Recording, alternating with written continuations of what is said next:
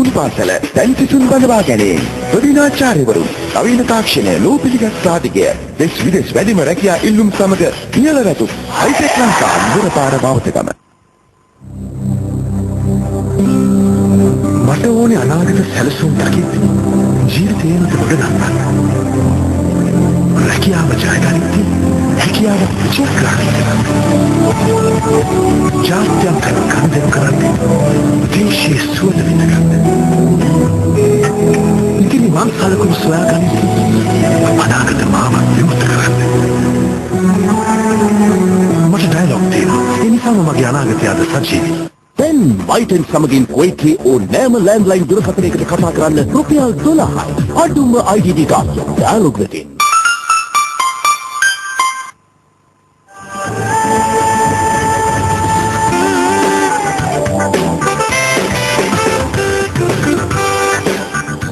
ඉතින් පේනවා තවත් මාර්ගයක්. ඒක දොරික් බංගලාව සහ සිලාවතුර ප්‍රදීපාගාරය. මේ ප්‍රදීපාගාරය මෙතන ඉදි කරන්නටත් දොරික් බංගලාව මෙතන ඉදි කරන්නට ප්‍රධාන හේතු කාරණා ගණනාවක් තියෙනවා. ඒ නිසා විජය රජුරු කම්බපණියෙන් ගොඩ බැහැලා තිරසවත්තු පුරේ දක්වා නැත්නම් ඔය මල්වතුවේ නින්නේ දක්වා මේ වෙරළ දිගේ ගමන් කරපු කාරණාව කියන අතරතුර අපිට දොරෙක් බංගලාව ගැනත් කතා කරන්න පුළුවන්. ඕන දැන් නම් සමීපවම පේනවා දොරෙක් බංගලාවත් සිලාවතුර ප්‍රදීපාගාරය.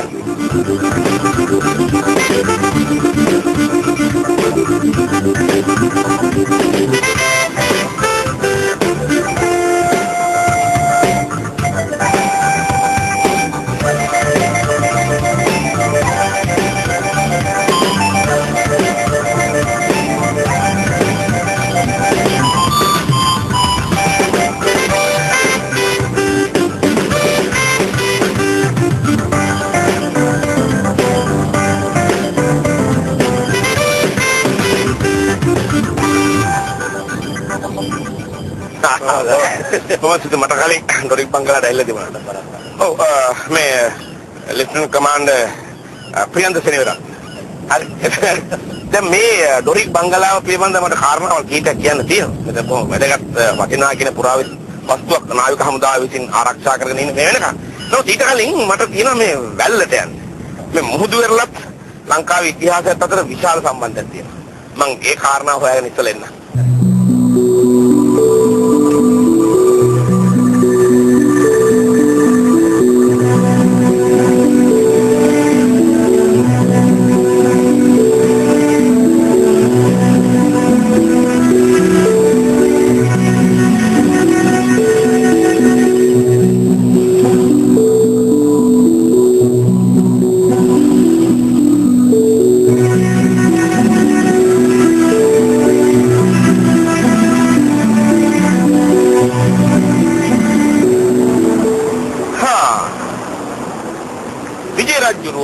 තමන්ගේ සත්‍යයක් පිරිවර එක්ක සම්මන්නාවෙන් ගොඩ බැහැලා ඒ වැල්ලේ ඇවිදින්න ඉන්න විට කුකුල්වන් දෙවියන්ගෙන් මෙහි මිනිසුන් නැත ආදී වශයෙන් මග ලකුණු දැනගෙන විපරණේ සිටින විට විජය රජුරන්ගේ මේ සත්‍යයක් පිරිවර එක්තරා පිරිසක් දැක තිබෙනවා මේ වැල්ලේ බැල්ලක් ගමන් කරනවා. බැල්ලක් ඇවිදින. ඔවුන් තීරණය කරනවා බැල්ලක් සිටී නම් ජනාවාසයක් තිබිය යුතුයි කියලා. දැන් මහාවංශ කර්තෘතුමන් ලියනවා මේ බැල්ල කවුරුන්ද? කුවේණියගේ මායාකාර කාන්තාවක් නැත්නම් මායාකාරියක් බැල්ලකගේ වෙස්ගෙන විජය රජුරන්ගේ පිරිවර ඉදිරියට ආවයි කියලා. දැන් එසේ නමුත් විජය රජුරන්ගේ පිරිවර එක්තරා පිරිසක් මේ බැල්ලව දැක ජනාවාසයක් සොයන්න යන්නට ඕනයි කියලා විජය රජුරෝ එපා කියන දේ අහන්න නැතුව ඔවුන් යනවා. ගිල්ල ඔවුන් දැන් ඔය සම්මන්නාවේ සිට උතුරු දෙසට ගමන් කරන්නේ උතුරු දෙසට. දැන් අපි අර සම්මන්නාව කියලා දුටුව කුදිරේ මලේ තොටුව. දැන් මේ අපි ඉන්නේ සිලාවතුර. සිලාවතුර ප්‍රදීප ස්තම්භය තමයි තියෙන්නේ. ඒ නිසා සිලාවතුර පැත්ත කියන්නේ සම්මන්නාවේ සිට උතුරු දෙසට. මේ බැල්ලත් එක්ක ගමන් කරන්නේ නැත්නම් උතුරු දෙසට. මොකද තව ටිකක් ඉදිරියට ගියාම මේ වැල්ල දිගේ මේ පැත්තෙන් අපිට හම් වෙනවා අරික්කු වෙරළ. අරික්කු වෙරළ තමයි මල්වතුවේ නිම්නේ වැටෙන්නේ. මල්වතුවේ නිම්නේ දිගේ තමයි මේ ආර්ය ජනාවාසය රට තුලට සංක්‍රමණය වෙන්නේ. දැන් ඒ නිසා විජය රජුරන්ගේ මේ පිරිසෙන් කොටසක් ඔන්න උතුරු දෙසට බැල්ල පස්සේ ගියාම ආපහු ආවේ නැහැ.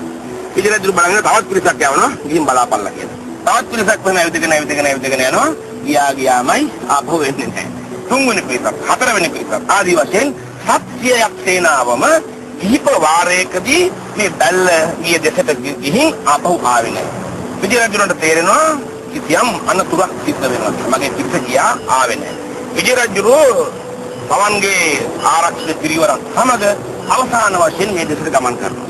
ගමන් කරපුවාම මේ උතුරු සීමාවේ එක්තරා තැනකදී මේ වෙරළෙන් රට තුලට ගොසින් විශාල නුබයක් අසලදී කුවේනිය මුණ ගැහෙනවා.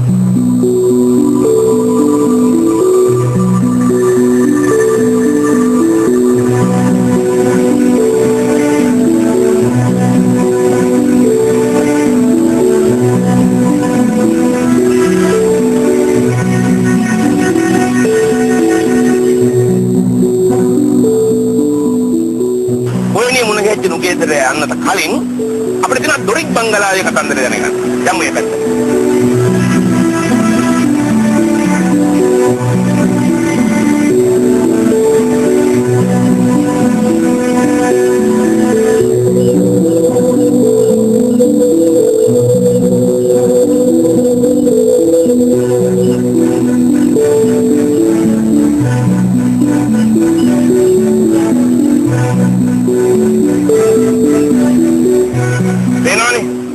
අති විශාල බංගලාවට වෙලා තියෙන දේ මූදු කඩේට ලක් වෙලා මේ විශාල බිත්ති කඩන් වැටිලා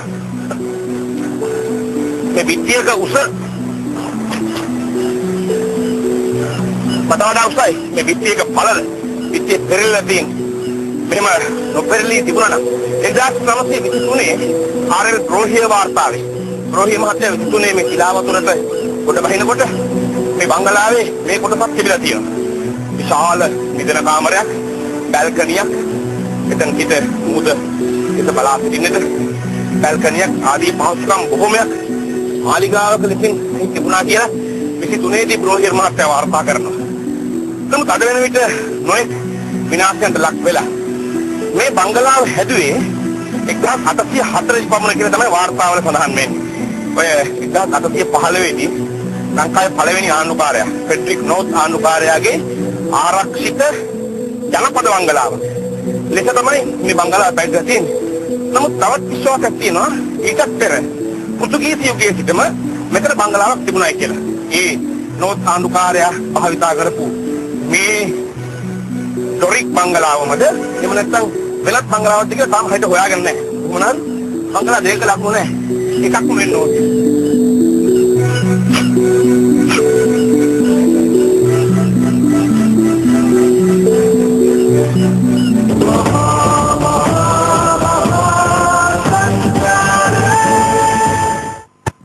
මයිටන් සමගින් ජෝර්දානයේ ඕනෑම ලෑන්ඩ්ලයින් දුරකථනයකට කතා කරන්න රුපියල් 12යි. අඩුම IDD ගාස්තු ඩයලොග්ලටින්. පාසල් හැර ගිය රැකියාවිදී ඔබ සඳහාම කැපූ හයිටෙක් ලංකා වරවාහන පුහුණු පාසල දැන් සිසුන් බඳවා ගැනීම. ප්‍රවීණාචාර්යවරු, නවීන තාක්ෂණය, නූපිළිගත් සාධකය, දෙස් විදෙස් වැඩිම රැකියා ඉල්ලුම් සමග ඉහළ වැටුප් හයිටෙක් ලංකා නුවරපාර බවතගම. මට ඕනේ අනාගත සැලසුම් දකිද්දී ජීවිතේම ගොඩනගන්න. රැකියාව ජයගනිද්දී හැකියාව විචක්‍රාරී කරන්න. ජාත්‍යන්තර කණදෙනු කරන්නේ